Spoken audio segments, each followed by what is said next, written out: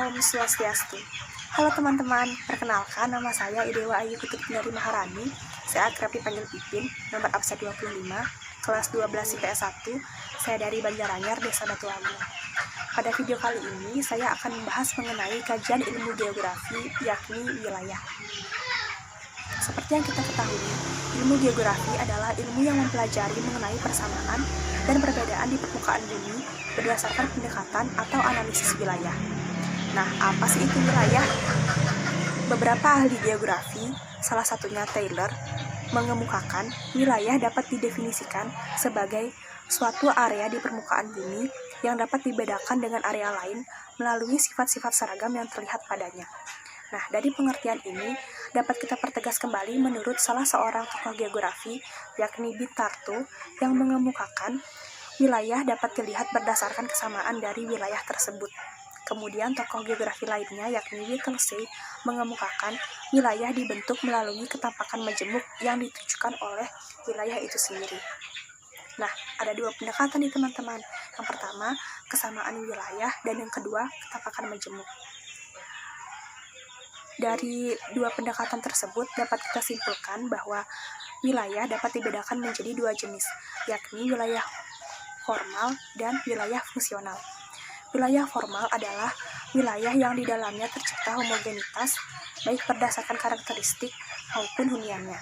Contohnya pegunungan, hutan, sungai, golongan masyarakat desa, dan golongan masyarakat kota. Kemudian wilayah fungsional adalah wilayah yang tidak hanya menekankan pada jenis dari area itu sendiri, tetapi juga hubungan atau kegiatan yang terjadi di dalamnya. Contohnya di wilayah Kota Denpasar. Di wilayah Kota Denpasar, kita tidak hanya menemukan homogenitas berdasarkan golongan masyarakat perkotaan saja, tetapi juga ketampakan lain seperti tanaman jalur hijau, pusat-pusat industri, dan hubungan antara wilayah satu dengan wilayah lainnya yang sangat kompleks terjadi di sana. Hal inilah yang menjadi pembeda antara wilayah Kota Denpasar dengan wilayah lainnya yang ada di Bali. Hal ini juga berkaitan dengan prinsip perwilayahan. Perwilayahan adalah kumpulan wilayah dengan kriteria, kualitas, dan kuantitas tertentu. Perwilayahan dijadikan sebagai dasar penyusunan pembangunan di Indonesia. Di Indonesia, perwilayahan didasarkan pada sumber daya yang terdapat di masing-masing daerah. Tujuan perwilayahan yaitu yang pertama, meratakan pembangunan di semua wilayah sehingga dapat mengurangi kesenjangan antara wilayah yang satu dengan wilayah yang lainnya. Yang kedua, memudahkan koordinasi berbagai program pembangunan kepada tiap-tiap daerah. Yang ketiga, menyosialisasikan berbagai program pembangunan kepada aparatur pemerintah, masyarakat, dan para pengusaha. Secara garis besar, perwilayahan dapat dilakukan melalui dua cara, yakni generalisasi wilayah dan klasifikasi wilayah. Pertama, generalisasi wilayah, misalnya bagaimana karakteristik dari wilayah itu. Kira-kira pembangunan apa yang cocok dilakukan di daerah tersebut. Atau barangkali ada daerah atau wilayah yang menjadi skala prioritas pembangunan di Indonesia. Dan ada juga wilayah atau daerah yang pembangunan di sana bisa dilakukan secara perlahan atau bertahap. Yang kedua, klasifikasi wilayah. Ini adalah metode untuk mengatur data secara sistematis, dalam hal ini berupa grup, kelas, dan keluarga.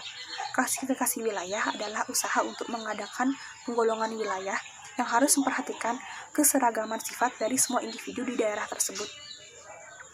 Nah, dari kedua cara tadi, yaitu generalisasi wilayah dan klasifikasi wilayah, dapat kita pertimbangkan bahwa setiap daerah memiliki potensi untuk tumbuh dan berkembang. Bicara soal potensi, berarti ada kemampuan atau kekuatan besar yang bisa menjadi titik atau pusat pertumbuhan.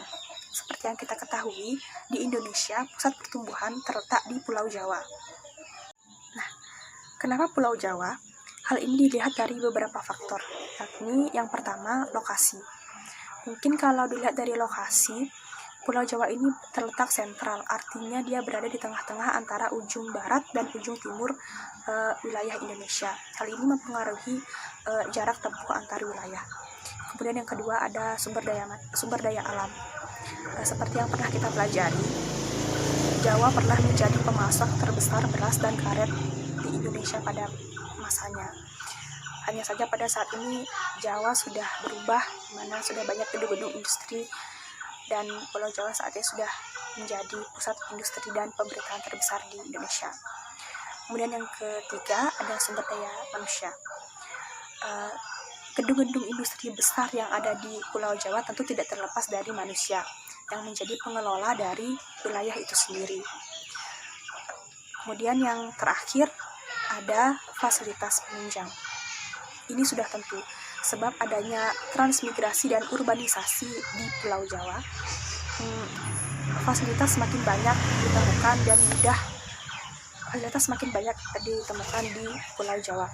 Misalnya MRT, pelabuhan, kemudian jadinya listrik dan internet yang lebih cepat. Bahkan saya pernah dengar ada alat mesin minuman yang sama seperti di Korea Selatan saat ini sudah ada di daerah Jakarta. Nah, sebagai dampaknya, Pulau Jawa menjadi wilayah pemusatan sumber daya manusia, perkembangan ekonomi, dan perubahan sosial budaya. Hal ini sesuai dengan teori pusat pertumbuhan, yakni teori tempat sentral yang dikemukakan oleh Walter Christoller tahun 1933, di mana tempat-tempat seperti Pulau Jawa diasumsikan menjadi tempat yang memiliki pengaruh besar terhadap daerah yang lainnya. Hal ini diharapkan memicu daerah-daerah lain untuk maju dan berkembang layaknya Pulau Jawa. Nah, sekian dari saya. Mohon maaf apabila ada salah-salah kata. Semoga bermanfaat dan semoga teman-teman di rumah tetap semangat belajar ya. Sampai jumpa. Om Santi Santi Santi Om.